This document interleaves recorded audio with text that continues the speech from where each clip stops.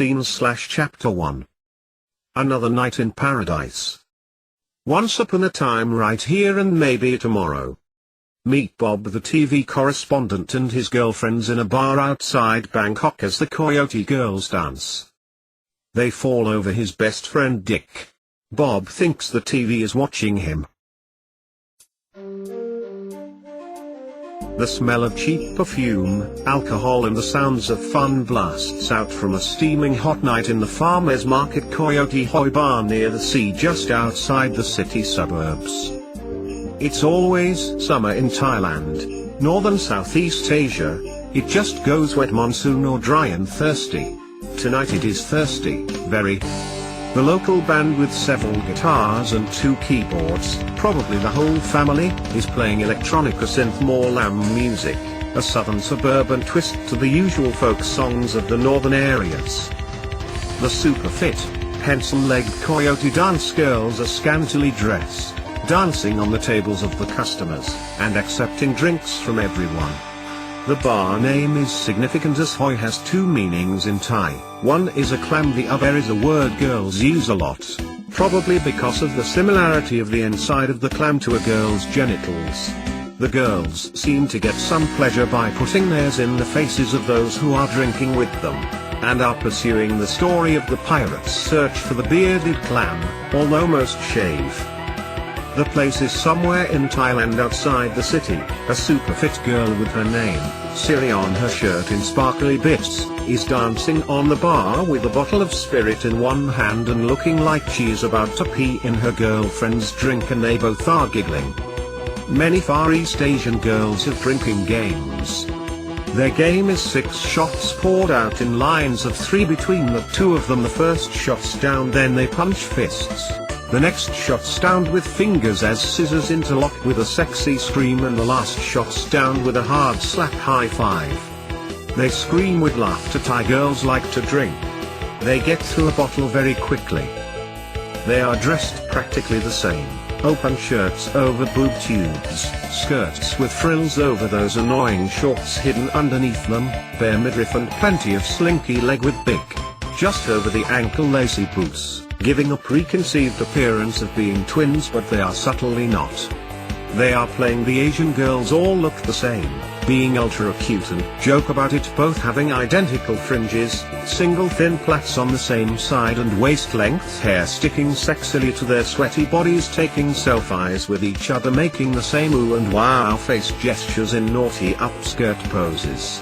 They both have similar hip bone level tattoos of stylized tribal water dragons like tsunami waves on each side spreading over their stomachs at ovary level, and they both appear to be in each other's minds, nodding and smiling rather than speaking, like deaf language signing without the signing. A tired-looking Bob is sitting with the girls with a wry smile on his face and is looking at TV news pictures and raises his eyebrows as he sees himself on a news package. There is no sound as the music is high. He appears troubled and looks up at the screen and down at his phone and shakes his head and throws back a drink the girls have poured for him. The 2 girls keep grabbing Bob and pointing and making him look at the other while holding each other up out of his view so they don't fall over.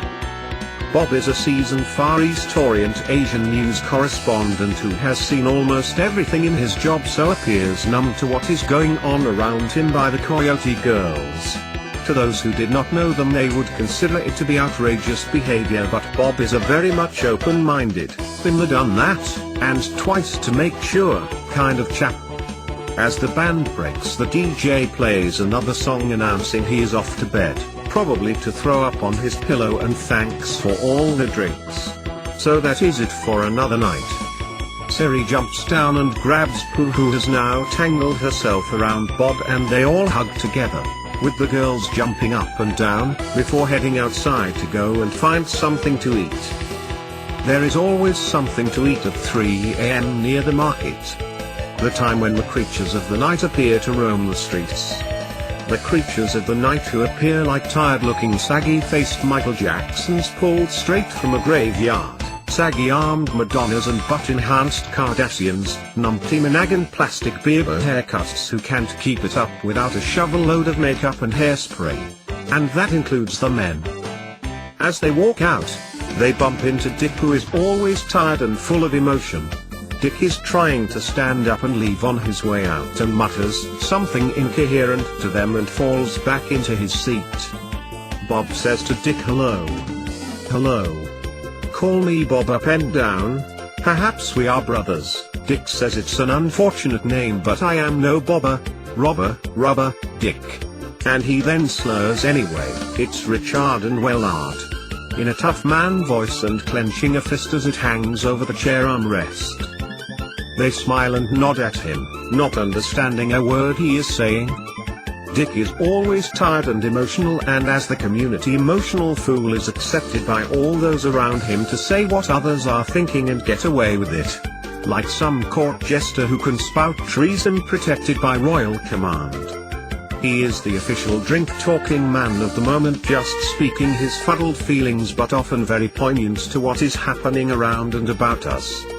Dick appears to be typical of the outcast expatriate men who litter the region saying they are ex-SAS/SPS/SEAL or other special forces with scars to prove it, living on the accident money they got, which is probably benefit claims from falling over a pile of bricks on a building site or a one-sided fight with a hod carrier, scaffolder, rebar welder or structural iron worker in Europe or North America, or falling down a hole in a minute in Australia.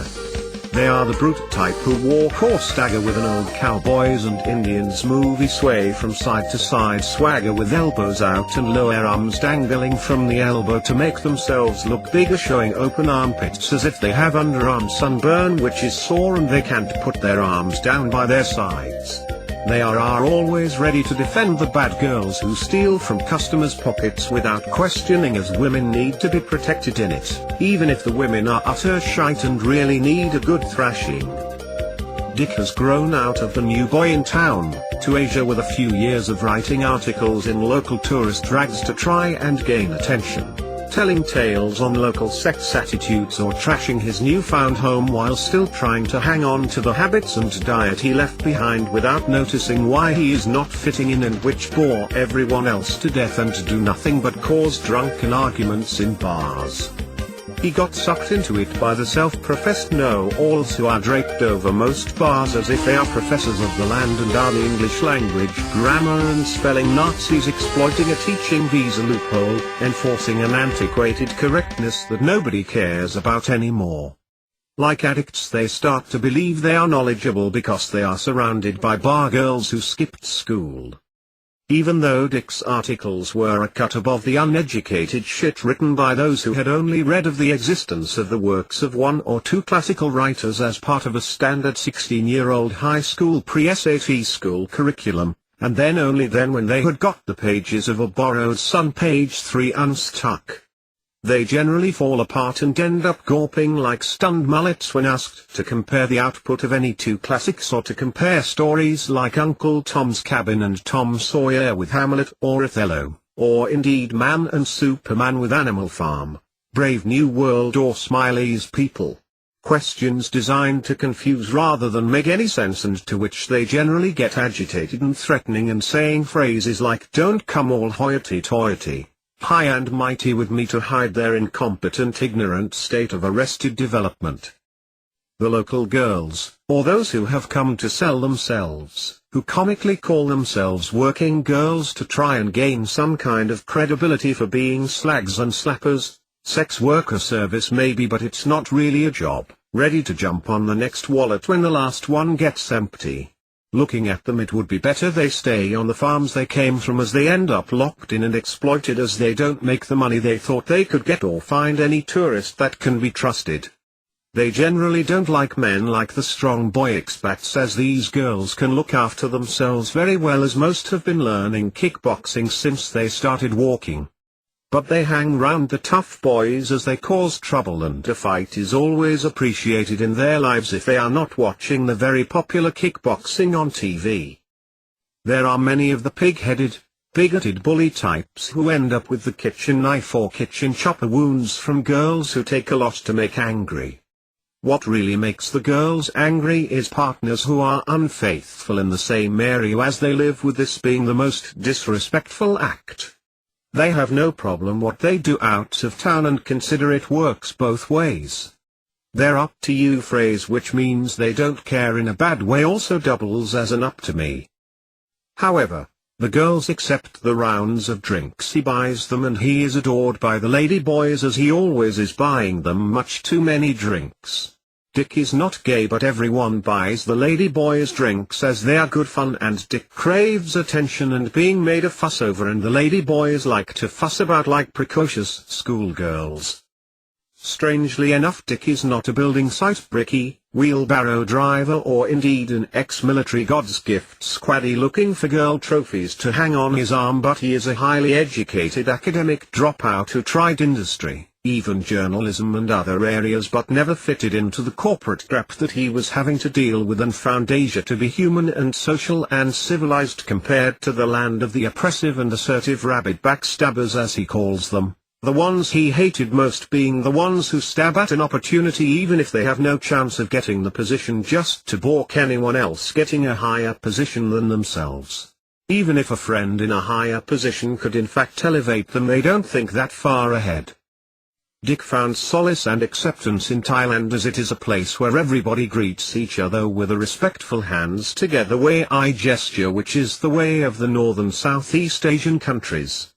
The south of Asia below Thailand being riddled with socially destructive ex-colonial ownership-based European and Arab structure of greed-level hierarchy, also enhanced by its corrupt Middle East and Arab trading history of stealing resources from Southeast Asian countries. Bob envies Dick for his ability to have dropped out and is looking to do so himself, but can't find the way to do it. The three of them way eye to Dick as a group, clasping their hands together and holding them to their faces. In this Thai sign of close respect, Dick lifts his arms and makes a way eye and slides off his chair as his elbows are no longer holding him up, and they all laugh, with Dick laughing the most as he sits on the floor with lady boys fussing to get him back up. As they leave, some tourist dressed in the bright baggy tropical clothing. The kind that locals laugh at, as nobody local dresses like that unless they are selling it. It makes tourists show themselves up in a silly attempt to be like the locals as a sign of escapism while they are on holiday or traveling in the tropics, and is false and unnatural. This one is being sick in the gutter. Bob says, "I can see you have now become a vegan. Well done." It is not seen as clever to get drunk and throw up in public as it is in some parts of Europe and the USA. The three laugh to each other and walk around the strange-looking person and on and out down the road arm in arm.